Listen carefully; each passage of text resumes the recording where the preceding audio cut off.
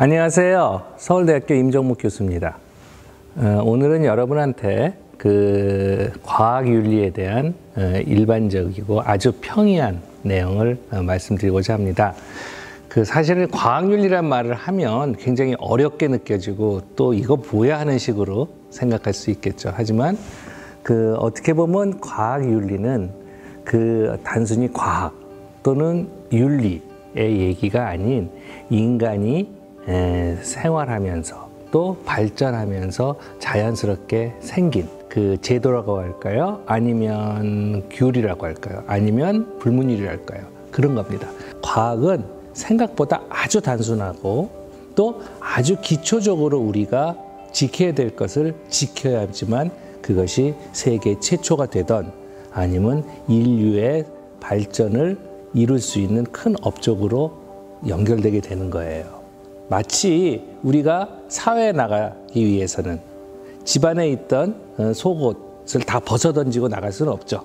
기본적으로 속옷도 입고 몸도 치장하고 나가서 사회에서 활동을 열심히 해서 뭔가를 하듯이 바로 과학윤리는 이런 집안에서 내가 해야 될 가장 기초적인 것을 이야기하는 것, 그리고 여러분들한테 숙지하게 하는 것, 이렇게 생각하시면 됩니다.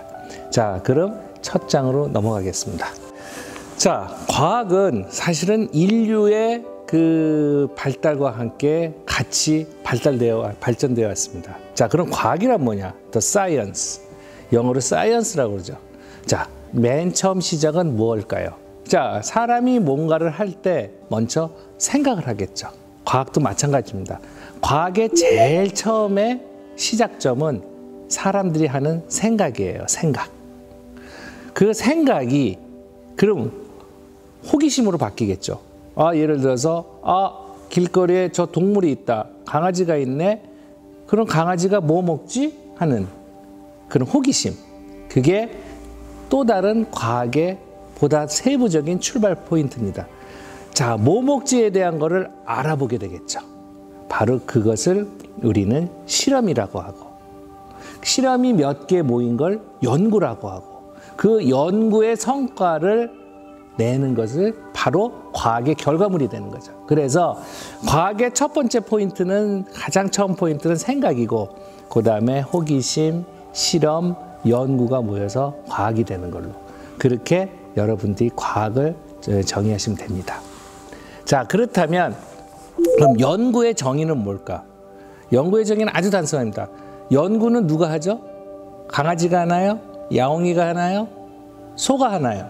아닙니다. 사람이 하죠. 사람은 기본적으로 이기적 동물이죠. 다 아시는 것처럼. 그래서 연구의 목적은 아주 단순합니다. 사람의, 즉 인류의 행복과 발전을 위한 일련의 행동을 우리는 연구라고 정의합니다. 그래서 이제 여러 가지 이제 사전에 이런 얘기가 많이 나와요. 뭐 연구에 대해서 뭐라고 해요? 뭐 어떤 사전에서는 자연, 사회, 인문 현상을 조사, 관찰, 탐구하여 인간에게 유익한 지식, 이론 및 가치 등을 산출하는 포괄적 행동. 그 다음에 또 어떤 사전에는 어떠한 사물을 인식하거나 해명하기 위하여 과학적으로 분석, 관찰하는 지적 활동.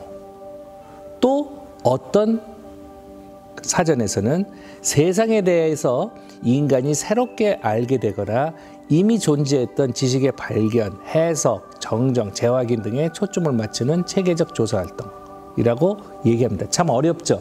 근데 결국 이런 모든 말을 한 단어로 표현하면 결국 연구, 뭐 과학이라고 할 수도 있고 실험이라고 할 수 있고, 그 궁극적인 목적은 인류의 행복과 발전을 위한 행위라고 생각하시면 될 것 같습니다.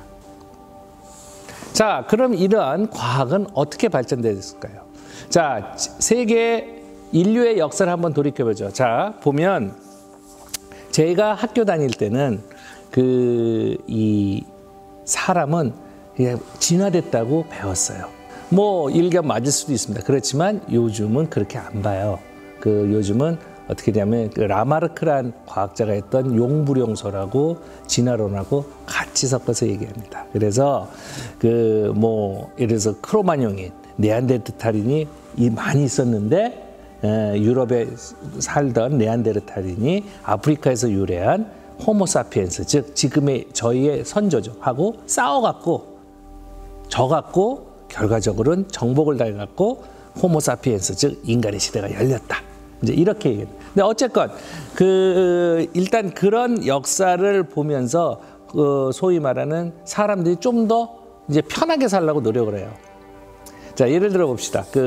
제가 이제 호모사피엔스의 아주 초기, 맨 처음에 이제 배고프니까 이 나무 밑에서, 야자수 밑에서 이렇게 떨어지는 열매도 계속 하염없이 쳐다보기도 하고, 그다음 또 고기도 먹고 싶으면 들짐승, 날짐승 이렇게 하다 보면 사냥을 하게 되죠. 그렇죠? 그렇게 살다 보니 오늘같이 비도 오는 날, 어제같이 날씨도 흐린 날, 또 그러다 보면 맨날 나가서 작업을 해야 되는 거예요. 귀찮죠. 가장 구들방에 앉았을 때가 제일 편합니다. 원시인들도 마찬가지였어요. 이렇게 수렵 생활을 하다 보니까 이게 귀찮은 거라. 그래서 이렇게 하다 보니까 동물을 그러지 말고 잡아서 죽이지 말고 키우면서 이렇게 하면 어떨까? 하나 종족을 번식시켜 갖고 동물을 번식시켜 갖고 하나씩 잡아먹으면 어떨까라든지, 그다음에 뭐 야자 열매를 따지 말고 그냥 많이 심어 갖고 그 중에 이제 이렇게 수확해서 하면 어떨지.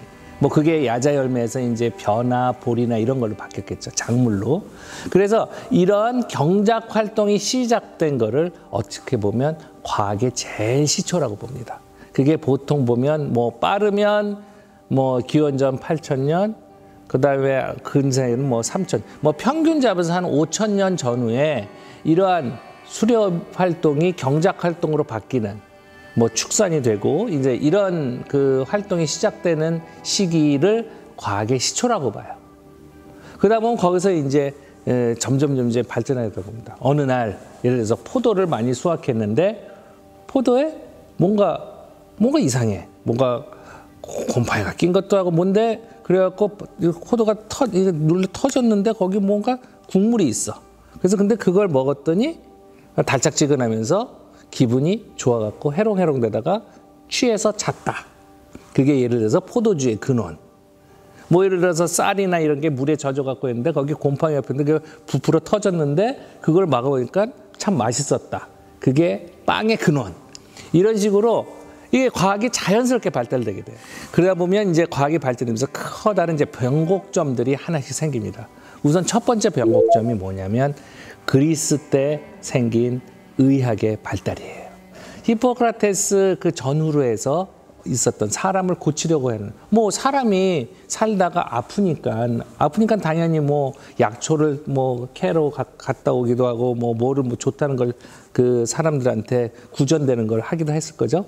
그런 것들이 모아져 갖고 이제 의학이 되는 건데, 그런 그리스 의학은 예를 들어서 그때 이제 옛날 사람들은 잘 모르니까 세상을 뭐 사상, 그러니까 바람과 그다음에 물과 그다음에 불과 땅, 이런 거를 세상을 이루는 4가지 원소라고 봤는데, 그거하고 비슷하게 우리 몸에 이루는 혈액, 점액, 황담, 흑담, 이런 것들을 4가지를 우리 몸을 구성하는 4가지 요소로 봤어요. 그래서 이제 그렇게 이제 의학이 발달되고, 그게 이제 그리스 로마 시대를 거쳐서 중세로 가고, 중세에서는 이제 주로 이제 수도원 중심으로 이제 의학이 그렇게 크게 발달 안 했는데, 그러다 보면 지네들끼리 막 싸웠죠. 인류는 싸우는 역사잖아요. 뭐 그리스 때부터 하여튼 계속 싸우다 보니까, 그러면서 이제 소위 말하는 전쟁터에서 다친 병사들을 이렇게 고치는 것으로 이제 계속 발달이 되게 됩니다. 그래서 결과적으로 이런 중세와 프랑스, 이태리를 거치면서 현대의학의 기초가 크게 보면 이제 전쟁터에서 다친 병사들을 고치는 의사, 파레란 사람이 있었는데, 이 사람에서 외과의 기초. 사실 어떻게 보면 모든 의학의 기초는 외과라고 볼 수가 있어요. 그래서 외과가 됐고, 그 다음에 이어서 그 영국의 토마스 하베이가 이래서 우리 몸에 그 순환계통, 심장이라든지 순환계를 이제 이 순환계가 존재하는 사실을 이제 해부학적으로 규명. 이러면서 이제 내과가 같이 순환계가 무슨 기능을 갖고 있지? 뭐 이러면서 그러면서 이제 내과가 발전돼 이제 그러면서 이제 그 전에 베살리우스라는 사람은 인류의 몸을 이제 인간의 몸을 이제 해부하는 그냥 평균 잡아서 기원전 0년 이런 걸 보면 되죠. 그러면 맨 처음에 과학이 시작돼서 약 5,000년이 지나서 비로소 첫 번째 변곡점이 생깁니다. 두 번째 변곡점은 약 1800년도에서 1900년도에 이루어집니다. 그 유명한 다윈이즘, 진화론이죠.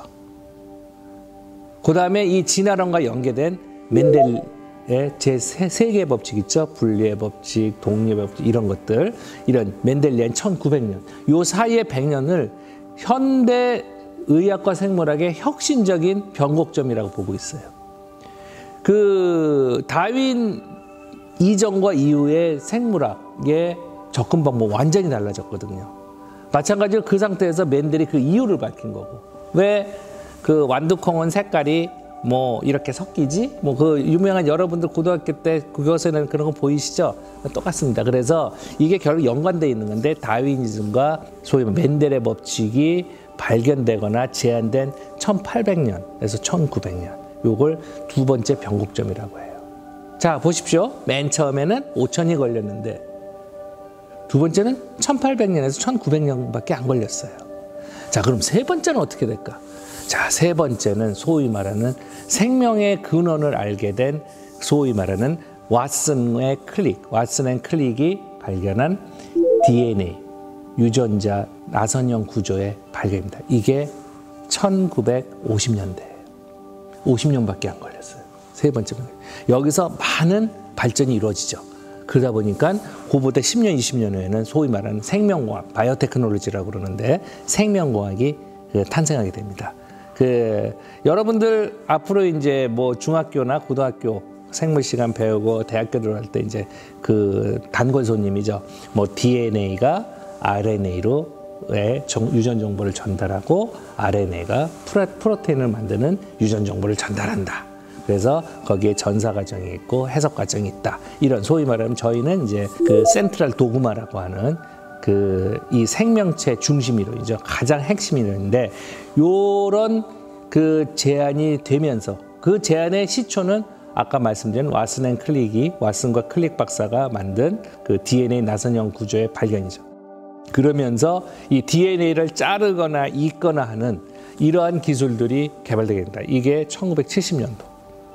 자, 그러면 그 다윈이 1800년, 그 다음에 그 멘델이 1900년, 좀 평균 잡아서 1850년 후에 100년밖에 안 이루어졌어요. 세 번째. 자, 그럼 네 번째 혁명은 뭘까? 네 번째 혁명은 바로 복제형 돌리의 탄생입니다. 자, 복제형 돌리. 왜 복제형 돌리에 사람들이 그렇게 열광하고 왜 변곡점이라고 그럴까요? 왜 그럴까요? 자, 복제형 돌리는 전혀 새로운 방법으로 태어난 녀석입니다. 일반적으로 고등동물은 엄마가 있고 아빠가 있고 그래서 암컷이 있고 수컷이 있고 하등 생물 예를 들어서 버섯이라든지 곰팡이만 무성생식을 하죠. 그거는 성이 없죠. 이 복제형 돌리는 어떻게 태어났냐면 어떤 그 엄마의 체세포를 그 난자에 이식해서 얘네들을 그대로 체세포 소위 말하는 그 체세포를 그대로 사람으로 그러니까 양으로 탄생시킨 거죠. 체세포를 준 동물을 그대로 복제한 즉 어떻게 보면 아주 단순한 배우자가 없는 생식이에요. 그래서 이 복제형 돌리가 왜 중요하냐? 이 복제형 돌리의 탄생은 고등동물에서 인위적 방법이긴 하나 최초로 무성생식을 가능하게 한 그러한 역사적인 사건으로 기록되고 있습니다. 1996년. 그러면 세 번째 변곡점이었던 그 1950년도. 그래서 불과 3, 40년밖에 지나지 않았는데 벌써 네 번째 사건이 크게 터진 거예요.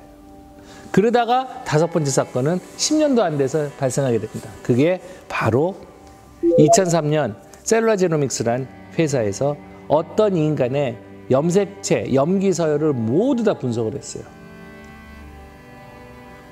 이거는 어마어마한 사건입니다. 그 말은 우리 인간이 갖고 있는 모든 DNA의 유전자의 유전자가 어떻게 구성되어 있느냐를 모두 다 해석한 사건이에요.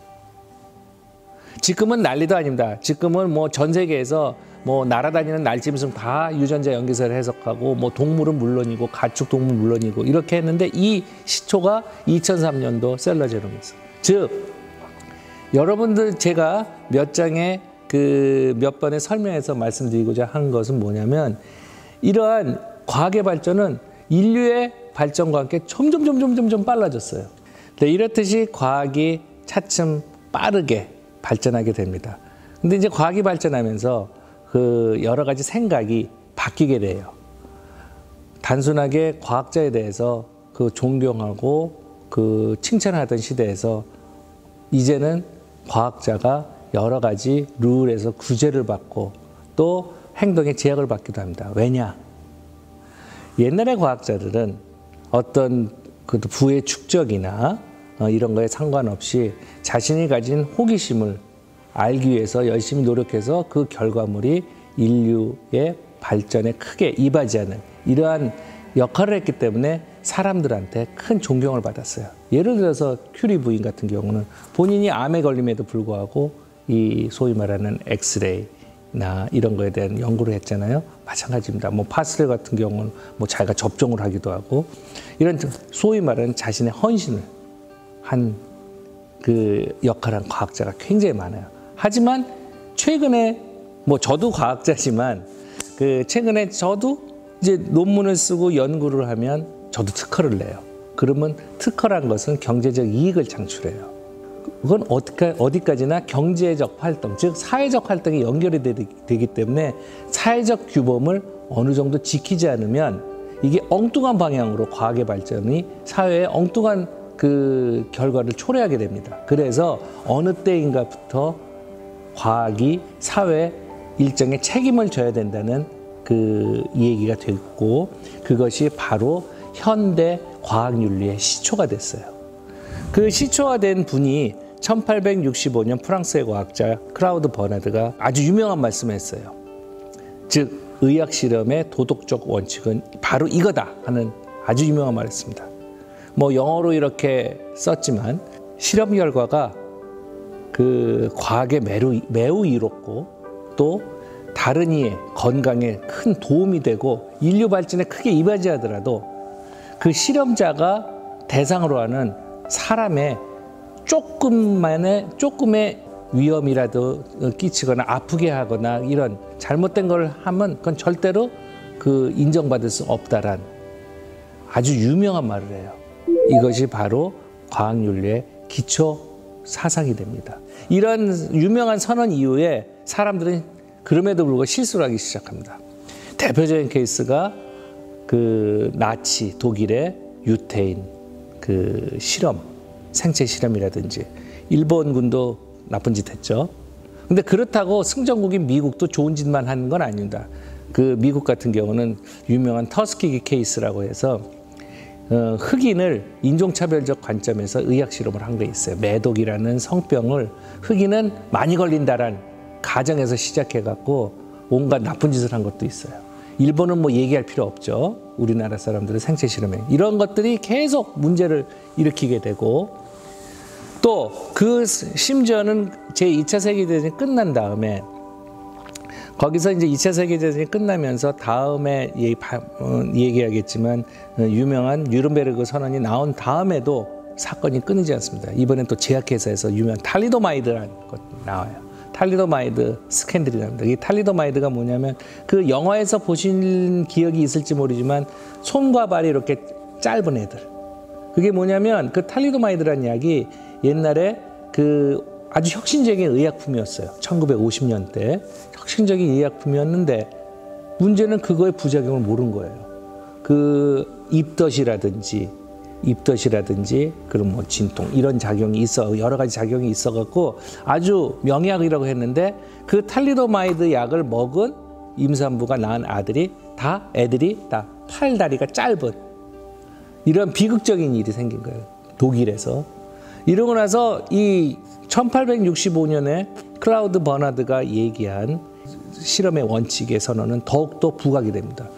그래서 결론적으로 이 여러 가지 이제 사건이 난 다음에 그 이제 이 과학윤리에 새로운 룰이 이제 생겨요. 크게 세 가지 룰을 얘기하게 됩니다. 첫 번째는 뉴른베르그 선언입니다. 그게 뭐냐면 그 여러분들 알다시피 제2차 세계대전 끝난 다음에 그 독일 전범들을 재판한 뉴른베르그 재판, 그다음에 일본 전범들을 재판한 동경 재판이 있어요. 근데 그 중에 독일의 뉴른베르그에서 한 재판은 그 유태인 처형이라든지 그 학살에 대한 그 죄를 묻는. 근데 그때 아주 유명한 인간 실험에 참여하는 사람을 모집하기 위해서는 반드시 그 참여하는 사람의 동의를 받아야 된다는 아주 유명한 규범을 만들어요. 즉 내 스스로의 동의가 없으면, 나의 동의가 없으면 나는 실험에 참가할 수 없다예요. 과학자가 아무리 무슨 말을 그 얘기하고 그래도 그거를 환자가 그 참여하는 피험자가 동의를 안 하면 그 실험에 참가할 수 없다는 얘기입니다. 그런 유명한 게 나오고, 그 다음에 뒤이어서 1960년대에 헬싱키 선언이 나옵니다. 그때 뭐냐면 과학자의 덕목. 자, 아까 뉴른베르그 선언에서는 그 소위 말하는 이 연구에 가장 필요한 최소한의 덕목은 그 참여하는 그 환자, 뭐 피험자도 좋고 환자의 동의를 받으라. 그 다음에 그러한 동의를 받아서 실험하는 과학자는 소위 말하는 사려 깊어야 되고 책임감을 갖고 있고 그 다음에 어떤 자격을 갖고 있어야 된다는 그 세 가지 그 과학자가 가져야 될 세 가지 중요한 사항에 대해서 얘기하게 돼요. 그게 이제 헬싱키 선언에서. 그다음 세 번째 벨몬트 리포트. 아까 전전 슬라이드에 봤을지 모르지만 미국 사람들이 사고 쳤다고 그랬죠. 그게 이제 미국 남부 지방의 흑인을 대상으로 한 생체 실험인데, 인체 실험인데, 그거에 1930년대 그 사건이 일어나고 해결이 2000년대에 마무리됐어요. 장장 70년 동안 여기에 보상이라든지 진상규명이 이루어지는데, 그 진상규명을 하기 위해서 1970년도에 열린 유명한 벨몬트 선언이 나옵니다. 그래서 그 다음에 자, 그럼 과학의 목표는 뭐냐? 사람을 존중하고 사람한테 이익을 주고 그다음 정의를 구현해야 된다. 이런 세 가지 원칙. 그래서 맨 처음엔 피험자, 즉 실험에 참가하는 사람에게 지켜야 될 의무사항. 두 번째는 실험을 하는 과학자가 지켜야 될 사항. 세 번째는 그런 과학적 행위가 과연 뭘 위하냐. 이런 것들을 세 가지를 이것이 과학윤리를 현대 과학윤리를 형성해야 된 세 가지 중요한 이벤트입니다. 그래서 다시 한번 아까 말씀드리면 20세기 전에는 과학의 중요성이 사회보다 더 컸어요. 그리고 과학자는 존경을 받았고, 그러다가 20세기 지나면서 과학이 너무 빨리 발전되고 과학자 스스로가 이윤을 창출하다 보니까 이제는 과학자들의 행동도 사회에 책임을 져야 된다는 것으로 바뀌었습니다. 지금은 소위 말하는 4차 산업혁명 시대 이런 게 됐죠. 어마어마하게 빠릅니다. 이제는 인공지능이 갑자기 대두되었고 여러 가지 특히 요새 그 언택트 하면서 이제 소위 말하는 그 IT 기술이 이제 전격적으로 도입하면서 이제 출근 안 해도 될지 몰라요. 이런 시대가 된 거예요. 그래서 과연 이런 시대에 우리가 지켜야 할 건 뭐냐? 요거를 우리가 이제 생각해야 돼요. 그렇지만 어떻게 사회가 변하건 간에 과학자가 어떤 책임을 지건 하건 간에 가장 중요한 것, freedom of thought, 즉 사고의 자유는 인간이 가져야 될 가장 핵심 사항입니다. 그래서 과학의 핵심은 사고의 자유에서 비롯된다는 것. 단 사고의 자유는 추구하지만 여러 가지 지켜야 될 것이 있고, 그 지켜야 될 것에 최소한도의 규정을 만들어 놓은 것을 과학윤리라고 생각하시면 되는 거예요. 그렇게 이번 장을 정리하면 될 것 같습니다.